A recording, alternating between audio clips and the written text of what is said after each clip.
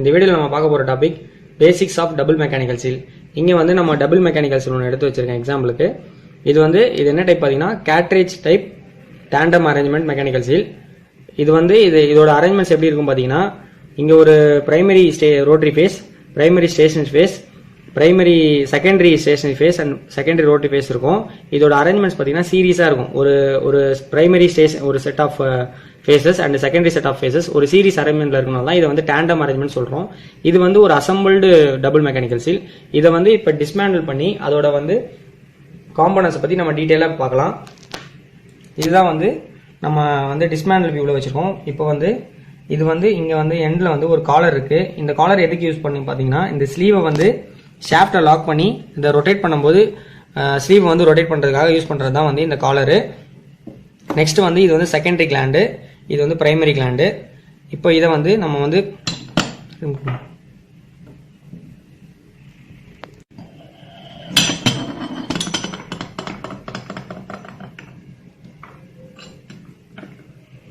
இப்போ நம்ம இது டிஸ்மேண்டில் வியூவில் ஃபர்ஸ்ட் நம்ம ஃபிக்ஸ் பண்ணி பார்த்துடலாம்.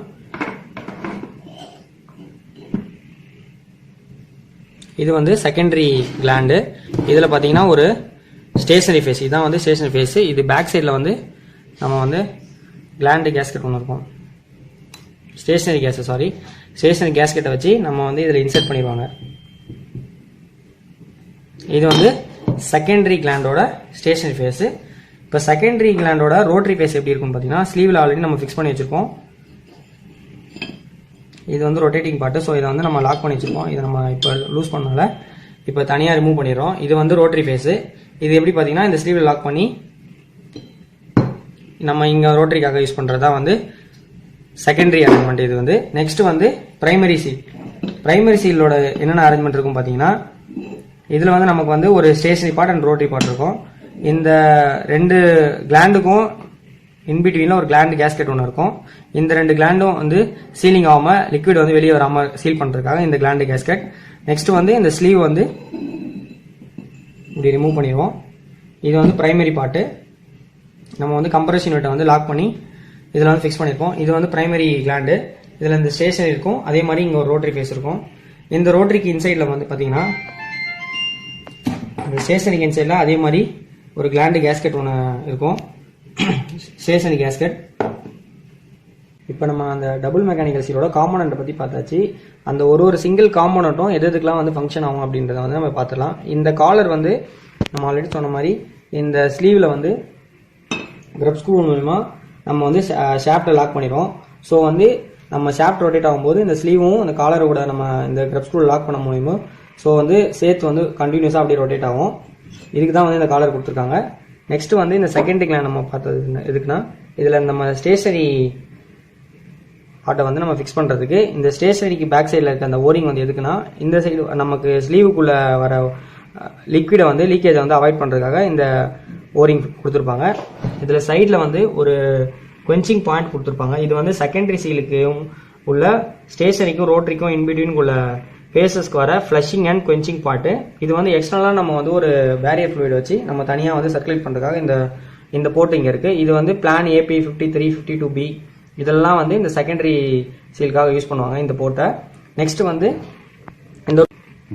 இந்த ரோட்டரி ஃபேஸ் இந்த ஸ்டேஷனரி பார்ட்டோட நம்ம ரொட்டேட் ஆகும். ஸ்லீவ் கூட நம்ம ஃபிக்ஸ் பண்ணியிருப்போம். இது எங்கே ஃபிக்ஸ் பண்ணுவோம் பார்த்தீங்கன்னா, இந்த ஸ்லீவுக்கு இன்சைடில்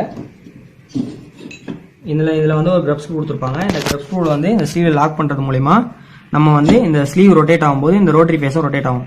ஸோ இதில் இந்த நம்ம பிரைமரி செகண்டரி ரெண்டுத்துலையுமே rotary part rotary face rotating பார்ட்டில் தான் இருக்கும். இது நம்ம செகண்டரியில் ஃபேஸிங் ரெண்டுமே ரொட்டேட் ஆகும்போது இந்த இடத்துல சீலிங் ஆகும், இந்த லீக் ஆகாமல் இந்த ரெண்டு ஃபேஸும் ப்ரொடெக்ட் பண்ணிக்கும் லீக்கை.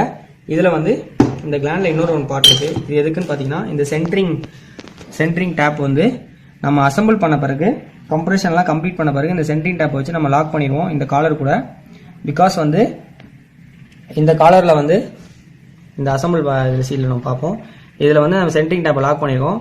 இது நம்ம டேரெக்டாக பம்பில் ஃபிக்ஸ் பண்ணதுக்கப்புறம் நம்ம இந்த ஸ்லீவ் காலரை ஷாஃப்ட் கூட லாக் பண்ணதுக்கப்புறம் இந்த சென்ட்ரிங் டேப்பை ரிலீஸ் பண்ணிடலாம்.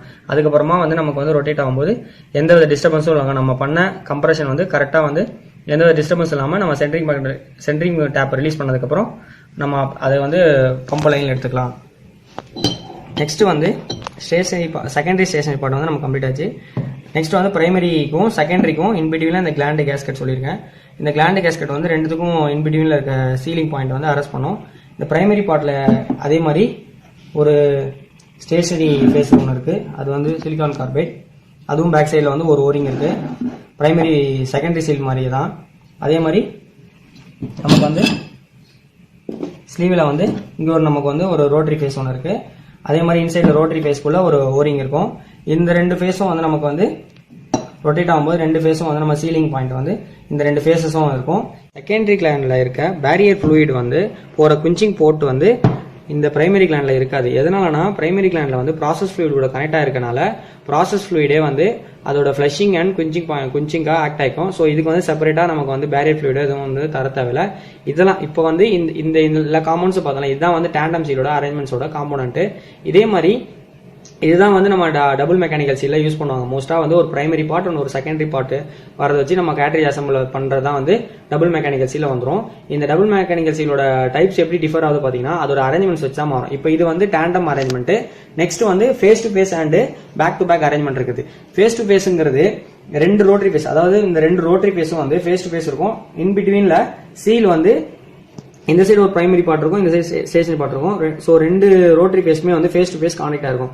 இந்த அரேஞ்ச்மெண்ட்ஸ் தான் வந்து ஃபேஸ் டு ஃபேஸ் அரேஞ்ச்மெண்ட் சொல்லுவாங்க. அதே மாதிரி பேக் டு பேக் வந்து ரெண்டு ரோட்டரி ஃபேஸ்மே வந்து ஆப்போசிட் பேக் டு பேக் அரேஞ்ச்மெண்ட்ல இந்த மாதிரி வந்து பேக் டு பேக் அரேஞ்ச்மெண்ட்ல இந்த பக்கம் ஒரு ஸ்டேஷனரி பார்ட் வரும், இந்த பக்கம் ஒரு ஸ்டேஷனரி பார்ட் வரும். அதே மாதிரி பிரைமரி அண்ட் செகண்டரிவா வந்து பார்ட்டிஷனா ஸ்பிட் ஆயிருக்கும். இந்த அரேஞ்ச்மெண்ட்ஸ் மூலமா தான் இதை வந்து பேக் டு பேக்னு சொல்றோம். ஸோ இந்த மூணு அரேஞ்ச்மெண்ட்ஸ் தான் வந்து டபுள் மெக்கானிக்கல் சீல்ல வரும், இந்த கேட்டேஜ் அசம்பிள்ல வரும். ஸோ இதெல்லாம் தான் வந்து நம்ம வந்து டபுள் மெக்கானிக்கல் சீல் சொல்லுவோம்.